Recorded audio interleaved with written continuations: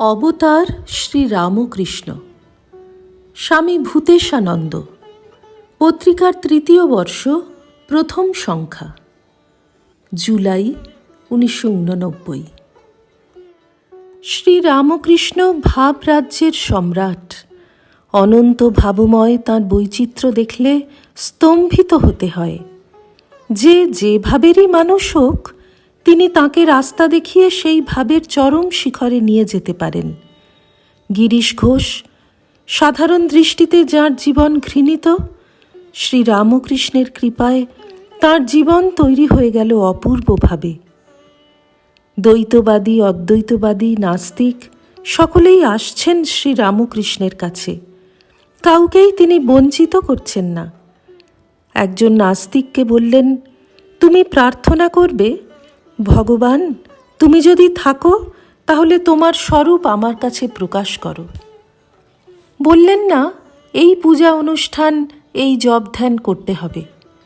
জগতের সকলের ভিতরেই তিনি ঈশ্বরীয় সত্তা উপলব্ধি করেছেন। সেই মা সর্বত্র বিরাজ করছেন। এমনকি রতির মা বলে এক পতিতা সম্পর্কে বলছেন, দেখলাম তার ভিতরে সেই জগন্মাতা বিরাজিত।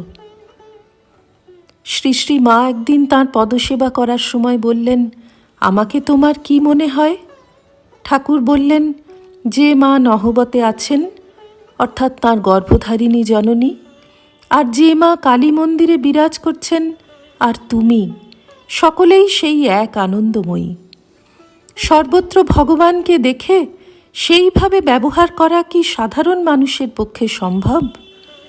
একটি জীবনে এত বিচিত্র ভাবের সমন্বয় এবং এত বিচিত্র আদর্শের প্রকাশ আর কোনো অবতারে দেখা যায়নি। তিনি একাধারে গৃহী, সন্ন্যাসী, যোগী, ভক্তবৎসল, আবার সমাধিতে বিভোর। একদিন ভক্তেরা বসে আছেন, ঠাকুর বারবার সমাধিতে মগ্ন হয়ে যাচ্ছেন। একটু হুঁশ হলে বলছেন, মা তুই আমায় বেহুঁশ করিসনি, আমি এদের সঙ্গে কথা কইব। সমাধি সুখ আস্বাদন করার জন্য তিনি আসেননি, এসেছেন ভক্তদের জন্য। তিনি স্বয়ং আত্মারাম, তার নিজের ভিতরে পূর্ণ আনন্দ। আরও বলেছেন, তিনি সকলের জন্য দেহ ধারণ করে আবার আসতে পারেন। তার মুক্তি নেই, বারে বারে আসতে হবে। যেখানে অভাব, দৈন্য, অশান্তি, রোগ, শোক, দুঃখ, জ্বালা, সেখানেই তার অন্তঃকরণ করুণায় বিগলিত। দেহ ধারণ করা ছাড়া আর উপায় নেই। বারবার তিনি আসেন বলে আমাদের ভরসা। আমরা জানি তিনি কখনো আমাদের পরিত্যাগ করবেন না।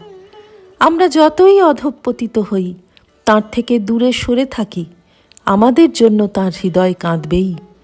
করুণায় অভিভূত হয়ে আমাদের কল্যাণের জন্য জগতে তিনি বারবার পদার্পণ করবেন। তাঁর চরণে প্রার্থনা, তিনি যেন কৃপা করে আমাদের মনকে তাঁর দিকে আকর্ষণ করেন।